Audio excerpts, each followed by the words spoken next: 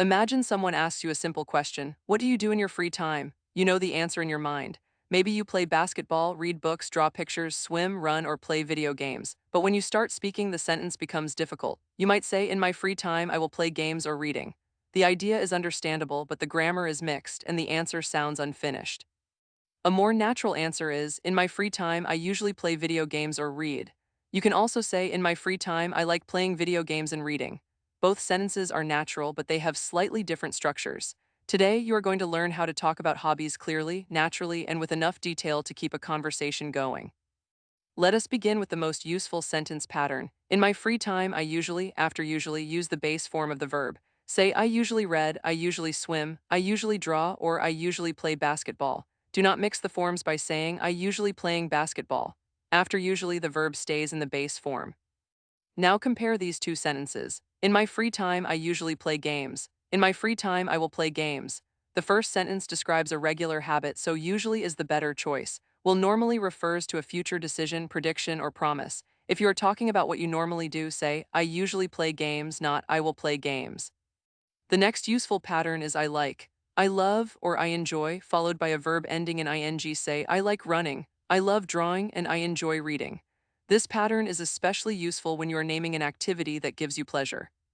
Notice the form carefully. We say, I enjoy swimming. We do not usually say, I enjoy to swim. Enjoy is followed by the ing form. Like in love can sometimes be followed by either an ing form or an infinitive, but the ing pattern is simple, natural, and very useful when talking about hobbies. I like playing soccer. I love listening to music. I enjoy spending time outdoors. A common weak answer is only one sentence long. Someone asks, what is your favorite hobby? And the answer is, my favorite hobby is running. That answer is correct, but it gives the listener very little information. A stronger answer adds a reason. My favorite hobby is running because it is healthy and exciting. An even better answer includes when, where, or who. My favorite hobby is running because it is healthy and exciting. I usually run at the park on the weekend, and I sometimes go with my father. This is a simple answer upgrade formula. Start with the activity, add a reason, then add a detail about time, place, or people. Here is the basic version: I like basketball. Here is the clearer version: I like playing basketball because it is fun and healthy. Here is the detailed version: I like playing basketball because it is fun and healthy. I usually play at the park after school, and I often play with my friends. You can use the same structure for almost any hobby. I enjoy drawing because it helps me relax. I usually draw at home in the evening. I love swimming because I like being in the water. I usually swim at a sports center with my family. I like reading funny stories because they are relaxing and entertaining. I usually read before bed. The words you use to explain your reason are important. Let us look at some natural choices. Healthy means good for your body or mind.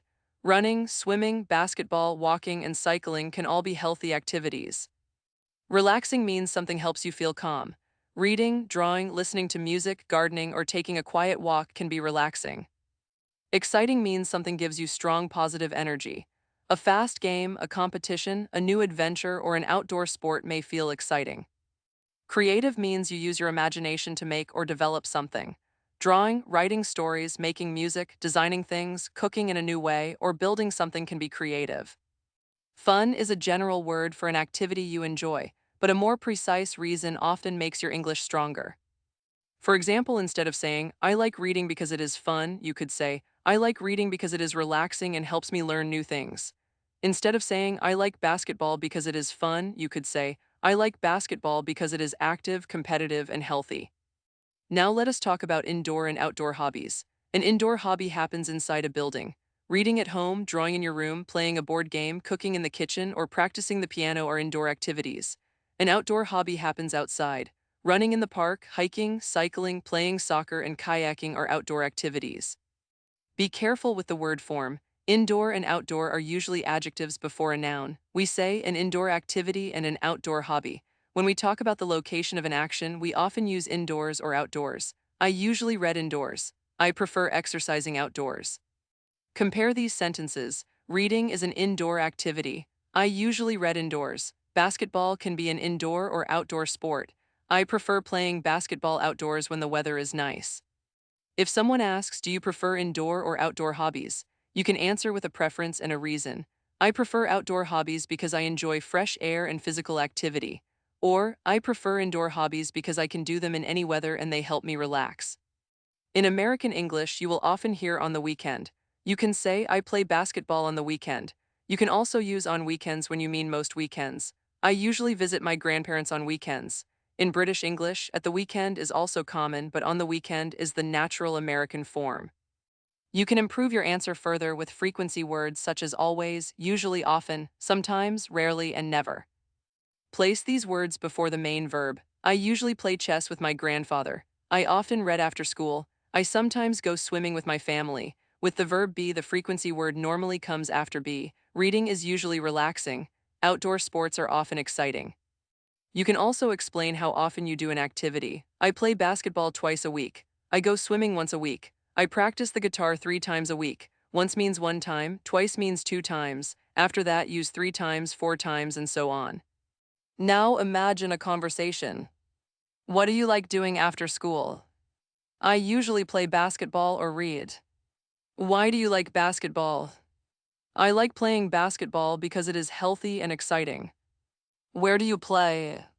I usually play at the park near my home. Who do you play with? I often play with my friends. That conversation works because each answer adds one new piece of information.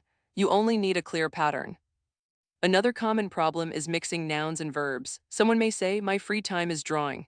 A more natural sentence is, in my free time I draw, or drawing is one of my hobbies. You can also say, I spend my free time drawing. These 3 sentences are all useful, but they follow different patterns. In my free time I draw. Drawing is one of my hobbies. I spend my free time drawing.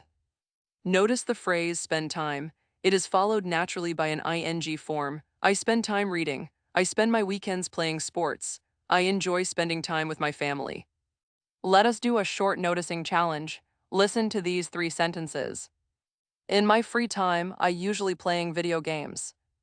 I enjoy to read mystery stories.